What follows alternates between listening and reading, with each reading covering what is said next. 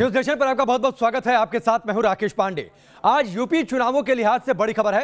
कल अचानक मुख्यमंत्री योगी आदित्यनाथ दिल्ली पहुंच गए। उन्होंने जेपी नड्डा से मुलाकात की। अब से थोड़ी देर बाद प्रधानमंत्री मोदी से मिलने वाले हैं। करीब 9 महीने बाद यूपी में चुनाव होने वाले हैं, लेकिन उन चुनावों को लेकर क्या पटकथा आज लिख दी जाएगी। मुख्यमंत्री योगी आदित्यनाथ ही आज चेहरा होंगे यूपी के चुनावों में, लेकिन रणनीति क्या होगी यह आज दिल्ली के दरबार में तय हो सकता है। इस पूरी खबर पर विस्तार से हम बातचीत करेंगे, लेकिन उससे पहले बड़ी खबर राजस्थान की सियासत से, क्योंकि राजस्थान की सियासत में हड़कंप मचा है। सचिन पायलट आज शाम दिल्ली आ सकते हैं, प्रियंका गांधी से मुलाकात कर सकते हैं सचिन पायलट। ये बड़ी खबर है, खास तौर पर जिस तरीके से जो उनकी नाराजगी की बात एक बार फिर से खुलकर सामने आ गई। खबर यह भी आ गई है कि प्रियंका गांधी ने इस पूरे विवाद में एंट्री कर ली है, बातचीत उनसे की है और इस बातचीत के बाद सचिन पायलट आज दिल्ली पहुंच सकते हैं। प्रियंका गांधी से मुलाकात हो सकती है। हो सकता है कि उनकी नाराजगी को दूर करने की कोशिश की जाए, कोई एक फॉर्मूला निकाला जाए। हाल फिलहाल में जिस तरीके से जितिन प्रसाद ने यूपी में कांग्रेस का साथ छोड़ दिया, बीजेपी के साथ आ गए, उनको बड़ी जिम्मेदारी देने की बातचीत हो रही है, तो इस बात की सुगबुगाहट होने लगी कि क्या एक और झटका अब राजस्थान की सियासत से कांग्रेस को लग सकता है। क्या सचिन पायलट की नाराजगी भारी पड़ सकती है कांग्रेस को। इसी सुगबुगाहट के बीच में अब सचिन पायलट को मनाने की कोशिश चल रही है। रवि सिसोदिया हमारे साथ जुड़ चुके हैं, सीधे उनका रुख करते हैं। रवि, जितिन प्रसाद के बीजेपी में आने के बाद लगातार इस बात को लेकर सुगबुगाहट तेज थी। क्या राजस्थान अगला नंबर हो सकता है? क्या वहां से कांग्रेस को झटका लग सकता है? सचिन पायलट की नाराजगी की भी खबर आ गई। देखिए, इस विवाद में प्रियंका गांधी भी आ गई और अब बड़ी खबर यह है कि सचिन पायलट आज दिल्ली पहुंच रहे हैं। देखिए राकेश, पिछले साल जुलाई का महीना था जब सचिन पायलट के साथ करीब 1819 विधायकों ने बगावत की थी और उन्होंने वहां के जो मुख्यमंत्री हैं उनके खिलाफ कहा था कि उनको काम नहीं करने देते, और उसके बाद काफी मानमोल की गई थी और एक कमेटी का गठन किया गया था। जो 3 सदस्यीय कमेटी बनाई गई थी, उनसे कहा गया था कि जो सचिन पायलट की जो भी नाराजगी है वो कमेटी दूर करेगी।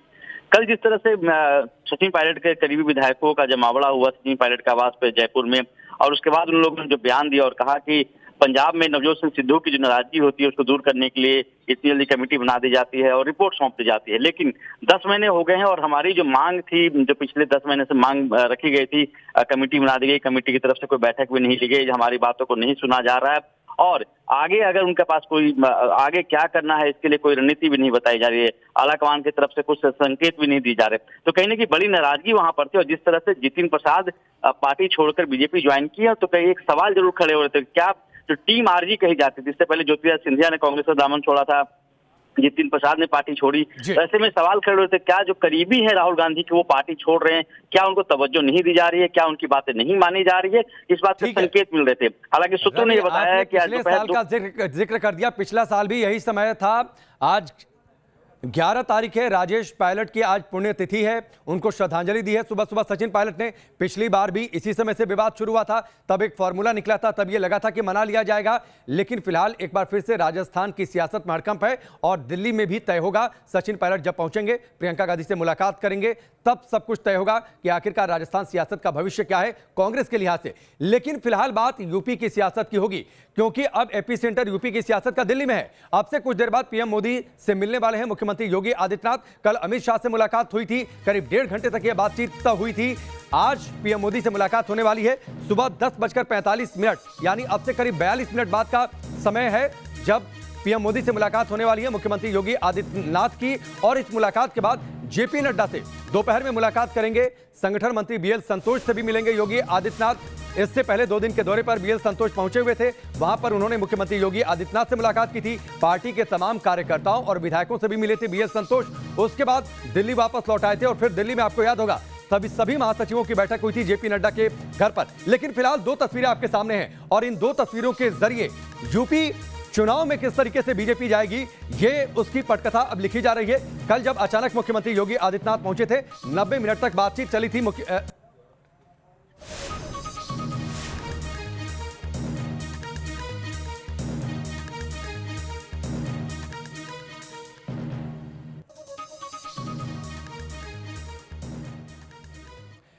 दो सहयोगी हमारे साथ जुड़ चुके हैं, धीरेन्द्र पुंडीर हमारे साथ जुड़ चुके हैं, राहुल डबास हमारे साथ जुड़ चुके हैं।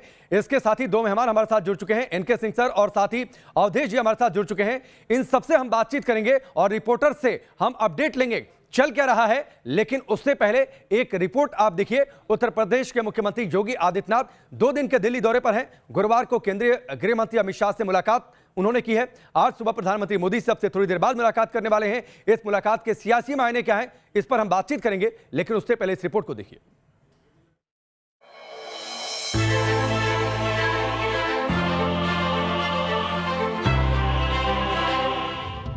यूपी में सियासी फेरबदल की अटकलों के बीच योगी आदित्यनाथ दिल्ली पहुंचे हैं। ऐसे में उनके 2 दिन के दिल्ली दौरे को यूपी की सियासत के लिहाज से बेहद अहम माना जा रहा है।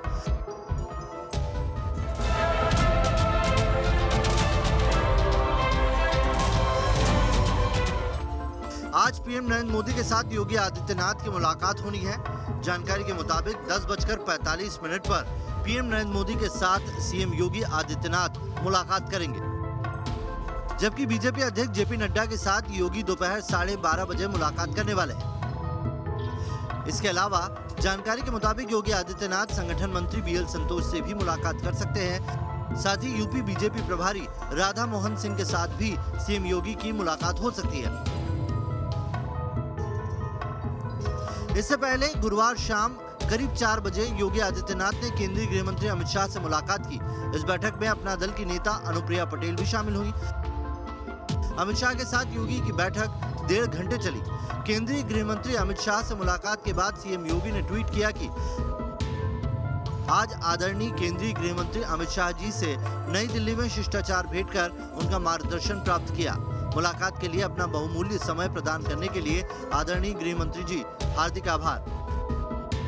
इतना ही नहीं, कांग्रेस से बीजेपी में शामिल होने वाले जितिन प्रसाद ने यूपी सदन जाकर सीएम योगी से भेंट की। मेरा जो भारतीय जनता पार्टी ज्वाइनिंग के बाद मुख्यमंत्री जी से मेरी भेंट हुई, शिष्टाचार भेंट थी। सर, कुछ आपकी भूमिका उत्तर प्रदेश में क्या रहेगी? इस पर कोई चर्चा हुई है? वो कुछ नहीं, शिष्टाचार के नाते पहली बार मुझे जो स्थान मिला है भारतीय जनता पार्टी परिवार में और हमारे मुख्यमंत्री हैं, तो उसी पे बस बात है। लेकिन योगी ने अचानक दिल्ली यात्रा का कार्यक्रम बनाया, जबकि इससे पहले बुधवार को लखनऊ में भी सियासी हलचल काफी देखी गई थी। बुधवार की रात मुख्यमंत्री आवास पर संगठन से जुड़े शीर्ष लोगों की बैठक बुलाई गई थी। इससे कुछ दिन पहले ही संगठन मंत्री बीएल संतोष ने बीजेपी विधायकों के साथ मुलाकात के बाद अपनी रिपोर्ट केंद्रीय नेतृत्व को सौंपी है। लिहाजा दिल्ली में आज की सियासी हलचल का असर यूपी पर क्या होगा, ये जानना दिलचस्प होगा। Team news nation.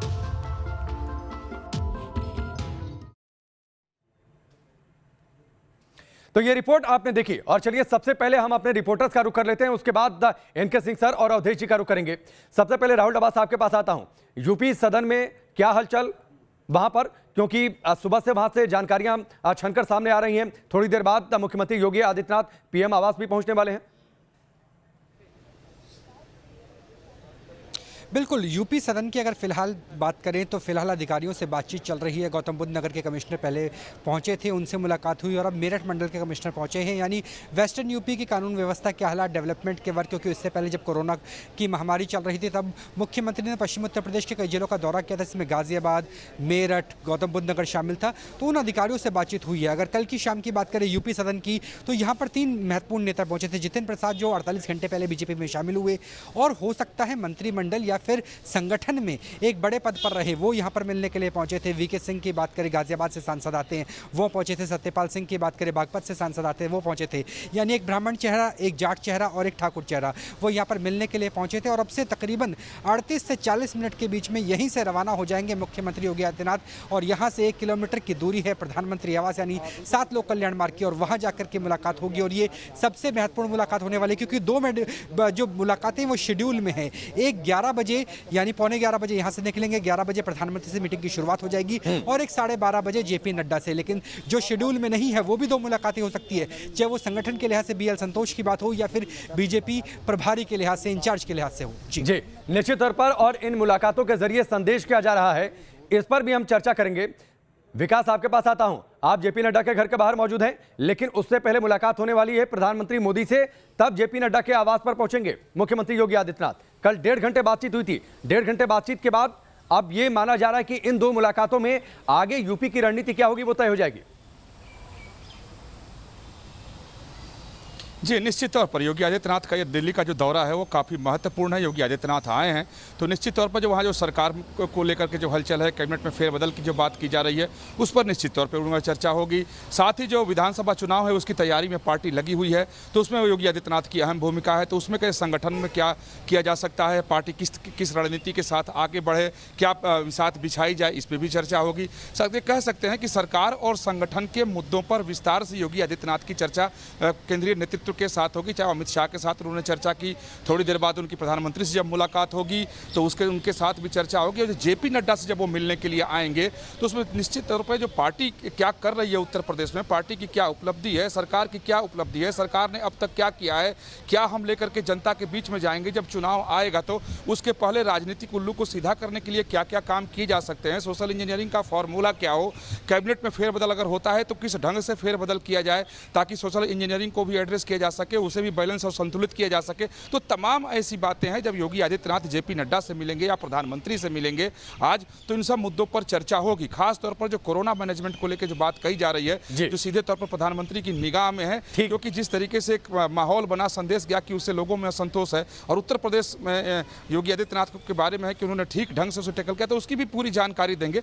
क्या एजेंडा है अभी तक तो कुछ बताया नहीं गया, हो सकता है बैठक के बाद ये जानकारी लगे जो किन किन मुद्दों पर बातचीत हुई। लेकिन फिलहाल ये उम्मीद की जा रही है कि राजनीति का मामला हो, संगठन का हो या सरकार में तब्दीली की बात हो। ठीक है, चलिए विकास मैं आपके पास लौट कर आता हूं। एक टिप्पणी धीरेन्द्र से, उसके बाद मैं इनके शिक्षक और अवधेश जी का रुख करता हूं।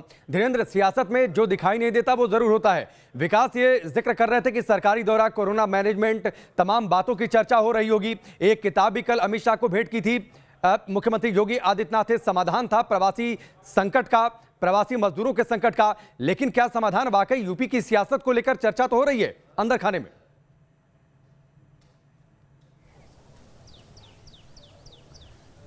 देखिए, इस समय जो चर्चा है वो सिर्फ यूपी की सियासत का है, क्योंकि पिछले लंबे समय तक की कवायद जो लखनऊ में चली, उसके बाद जिस तरह की खबरें आई, उसके बाद ये 1.5 घंटे की मुलाकात सिर्फ उस पर नहीं है कि जिसमें सिर्फ कोरोना पर हो। कोरोना के सहारे, कोरोना के वक्त किस तरह से स्टेट ने हैंडल किया और इन सब पर विपक्षियों के क्या आरोप रहे, उनको कैसे लेकर अब जो चुनाव आने वाला है, जिसको कि हम जनरल जो चुनाव होता है उसका एक सेमीफाइनल जिसको मान के चलते हैं, उत्तर प्रदेश का चुनाव जो जिस तरह से 2022 से 2024 के बीच के 2 ही साल का समय बचता है, तो उस वक्त के लिए ये बेहद अहम मुलाकातें हैं। और जब प्रधानमंत्री और गृहमंत्री से मुलाकात के बाद जेपी नड्डा से जब मिलेंगे तो उनके पास एक पूरी तरह से, मुख्यमंत्री के पास एक ड्राफ्ट प्लान होगा कि वो किस तरह से इस पूरे जो राजनीतिक इस समय चल रही सरगर्मी है उसको किस तरह से हैंडल करना है और उसमें किस तरह से आगे की तरफ यूपी में जो चुनाव होने हैं उसके लिए अगर कोई मंत्रिमंडल बदलाव के लिए फॉर्मूला तैयार होता है तो उसको हम यूपी चुनाव में किस तरह आगे ले जाएंगे। तो मुझे लगता है राकेश, ये बेहद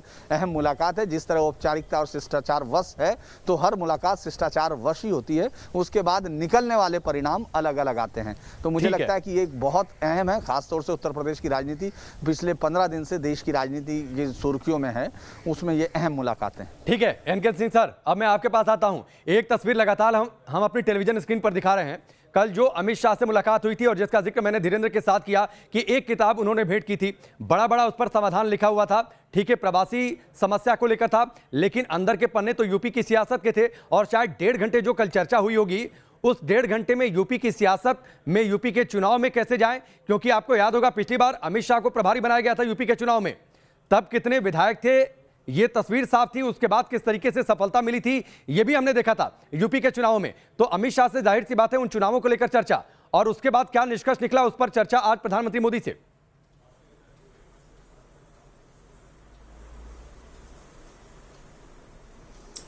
देखिए राकेश, ये करीब 20 दिन हो गया।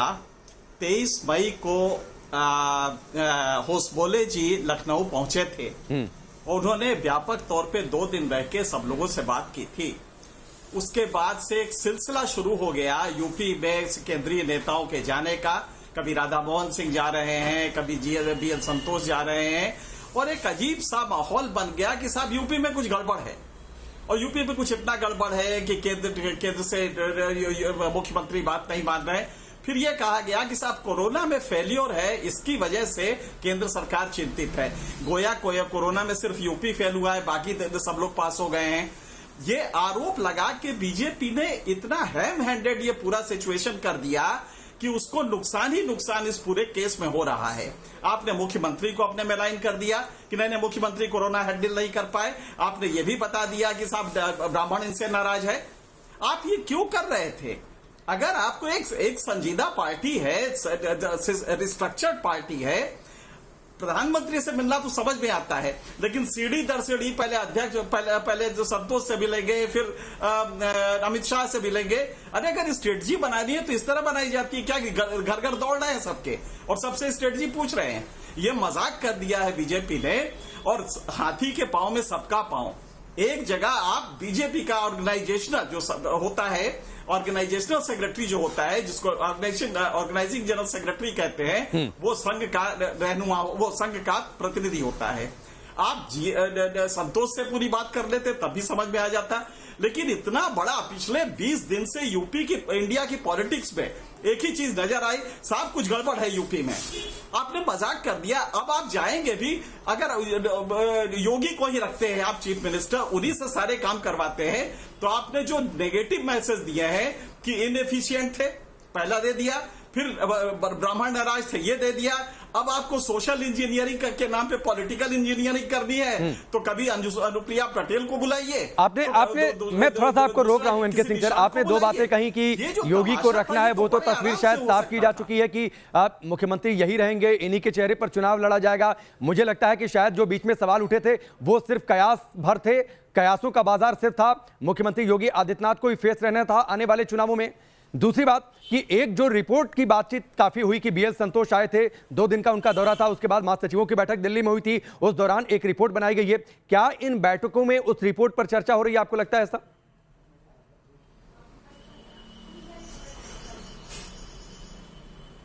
देखिए, ये बात तो बहुत शांति से हो सकती थी। मान लीजिए रिपोर्ट बनी है और इकोनॉमिक इंडिकेटर, सोशल इंडिकेटर, ये कुछ इंडिकेटर्स होते हैं जिनको लेकर, मान लीजिए इन्वेस्टमेंट है, यूपी में इन्वेस्टमेंट अच्छा खासा आया है, इसको आपको हाईलाइट करने की जरूरत थी ना। आप इतने लोग जाके वहां पे, कोई गवर्नर से मिल रहा है, कोई स्पीकर से मिल रहा है, तमाशा कर दिया आपने कि गवर्नर। आप सोचिए जरा कि केंद्रीय लीडरशिप का एक आदमी जो कि बहुत बड़ा लीडर नहीं है, लेकिन वो रिप्रेजेंटेटिव है, वो जाता है वहां पे और गवर्नर से मिलता है, क्या मैसेज जाएगा आपका? लिहाजा अगर मान लीजिए परफॉर्मेंस रिपोर्ट ही बनानी थी तो आप बड़े इत्मीनान से बना के और उसको पार्टी मीटिंग में, पार्टी फोरम पे रख देते, चीफ मिनिस्टर को बुलाते, डिस्कस करते। ये जो 20 दिन का तमाशा हुआ है, इसमें मतलब बीजेपी ऐसे, मुझे तरस आ रही है कि बीजेपी ऐसे अच्छे स्ट्रेटजिस्ट हम लोग मानते थे, पिछले 45 साल से मैं देख रहा हूं कि अच्छे स्ट्रेटजिस्ट माने जाते हैं, लेकिन मुझे पहली बार लग रहा है कि इनके पास कोई स्ट्रेटजी ही नहीं है। ये अपने को नुकसान पहुंचा रहे हैं और अपने चीफ मिनिस्टर को नुकसान कर रहे हैं, अपने को कर रहे हैं, गवर्नेंस के मॉडल को लेकर नुकसान कर रहे हैं। अगर आपको, क्योंकि यूपी में कुछ अच्छी चीजें हुई हैं, किसानों के लिए जो इस समय एमएसपी पे खरीद हुई है वो बहुत अच्छी थी, उसमें कहीं कोई कोताही नहीं की गई, और भी डेवलपमेंट का ऐसा नहीं कि प्रोजेक्ट अच्छे। लेकिन जिन बातों का आपने जिक्र कर दिया इनके सिंह सर, बार बार इस बात की चर्चा होती है कि अगर कुछ दिखाया जाता है सियासत में, और खासतौर पर अगर क्रिटिकल टाइम में, तो उसका कुछ मतलब होता है, उसके कुछ मायने होते हैं। तो जिस रायता को फैलाने की बातचीत आप कह रहे हैं कि इतना रायता फैलाने की जरूरत नहीं थी, तो क्या इसका कोई मतलब है क्या? मैं इस पर आगे आपसे चर्चा करूंगा। अवधेश जी के पास भी मैं रुक करूंगा, एक ब्रेक का वक्त हो गया, उसके पास अवधेश जी सीधे आपके पास आते हैं। यह भी बता दें, लगातार इस बड़ी खबर पर हम बने हुए हैं क्योंकि अब से ठीक थोड़ी देर बाद 10:45 पर मुख्यमंत्री योगी आदित्यनाथ प्रधानमंत्री आवास पहुंचेंगे, प्रधानमंत्री मोदी से उनकी मुलाकात होगी, उसके बाद बीजेपी के राष्ट्रीय अध्यक्ष जेपी नड्डा से मुलाकात होने वाली है। इस बड़ी खबर पर हम लगातार बने हुए हैं, जल्द वापस लौटते हैं।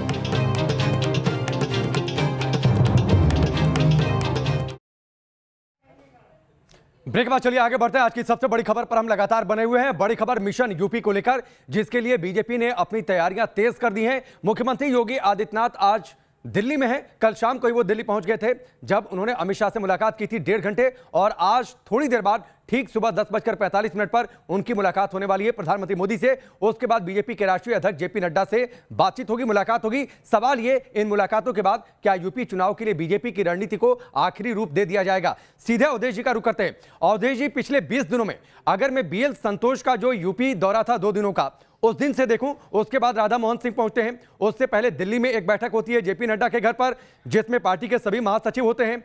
तब जेपी नड्डा प्रधानमंत्री मोदी से भी मिलते हैं, उनको अपनी एक रिपोर्ट सौंपते हैं। उस बीच प्रधानमंत्री मोदी का एक संबोधन होता है, एक तस्वीर आती है जिसमें मुख्यमंत्री योगी आदित्यनाथ अकेले बैठकर उनके भाषण को सुन रहे होते हैं। सबसे पहले वो आभार भी जताते हैं। इन पूरे घटनाक्रम को आज से अगर जोड़ दिया जाए, जब मुख्यमंत्री योगी आदित्यनाथ सीधे दिल्ली पहुंचते हैं अचानक, कल अमित शाह से 1.5 घंटे की मुलाकात और अब 10:45 पर प्रधानमंत्री मोदी से उनकी मुलाकात, इन सारे मुलाकातों के मायने क्या, खास तौर पर मिशन यूपी को देखते हुए?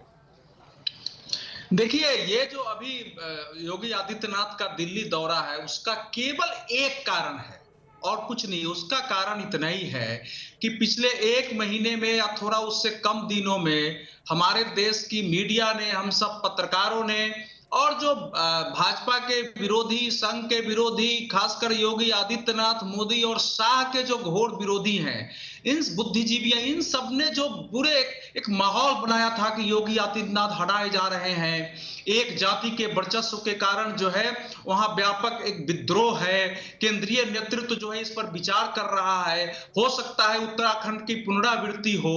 तो एक तरफ एक माहौल था और ऐसे माहौल बनाने का असर पड़ता है। चारों तरफ लेख लिखे गए, सारा कुछ हुआ है। क्योंकि अब स्थिति ये, भारतीय जनता पार्टी में मोदी और शाह की जो योजना थी वो ये थी कि इन दोनों के बाद एक सर्वाधिक लोकप्रिय चेहरे के रूप में, खासकर चूंकि प्रधानमंत्री होने के बाद नरेंद्र मोदी हिंदुत्व के मुद्दे पर उतने मुखर नहीं हो सकते हैं, तो इसलिए योगी आदित्यनाथ को तीसरे और एक सबसे बड़े हिंदुत्व के चेहरे के रूप में देश को खड़ा किया जाए और ऐसे नेता पर इस प्रकार के प्रश्न खड़े हो जाएं तो उसका निदान क्या है। तो ये जो दौरा है, मैं बीच की बात बाद में करूंगा, ये जो दौरा है वो इसलिए है कि एक संदेश चला जाए कि योगी आदित्यनाथ का वो जो कद है वो बना हुआ है और 2-3-4 दिनों तक मीडिया में ये सब चीजें जाती रहे, एक फोटो ऑप होता रहे 2-3 दिनों में और फिर वो पूरे प्रदेश। नहीं, तो अवधेश जी, मैं थोड़ा सा आपको रोकता हूं। अगर यही दिखाना था तो बीच में जो इतना घटनाक्रम हुआ जिसका जिक्र एनके सिंह सर कर रहे थे, उन घटनाक्रम को दिखाने का दांव कहीं उल्टा नहीं पड़ेगा? उसका नेगेटिव मैसेज नहीं गया? नहीं, अरे ये तो समय बताएगा, मैं ये बता रहा हूं। बीएल संतोष और राधा मोहन सिंह की जो यात्रा थी उसका एक बड़ा कारण था। ऐसा नहीं था कि योगी आदित्यनाथ के विरुद्ध विद्रोह नहीं था। देखिए, 100 से ज्यादा विधायक लगातार शिकायत कर चुके थे कि भाई मुख्यमंत्री से मुलाकात में दिक्कत है, सुनते नहीं है। और बीएल संतोष और राधा मोहन सिंह की जो रिपोर्ट आई है, मोटा मोटी जितने हमने कुछ थोड़ी बहुत यहां से बिहार से बैठे हुए जानकारी प्राप्त की है, उसमें भी ये बात है कि अफसर हावी हो गए हुए अधिकारी और सीधे मुख्यमंत्री बात कर देते हैं। और उसमें जो है उससे तो ये सब यात्रा थी, उन्होंने जो विधायक मुलाकात की, सुनिए, विधायकों का पूरा सर्वे रिपोर्ट इनके पास था, जो मंत्री हैं उन्होंने क्या क्या किया, क्या क्या नहीं किया, ये भी उनके पास थी। तो जो लोग आते थे उनको ये भी बताया जाता था कि अवधेश जी, माफी के साथ रुकना पड़ रहा है, मजबूरी आप मेरी भी समझते होंगे। एक ब्रेक का वक्त है, फिर मैं सीधे आपसे शुरू करता हूं क्योंकि ये बातचीत थोड़ी सी अधूरी रह गई और जिन घटनाक्रम का आपने जिक्र किया, जिस पर सवाल एनके सिंह सर ने भी उठाया, उस पर भी मैं आपकी प्रतिक्रिया लूंगा। जल्द वापस लौटते हैं।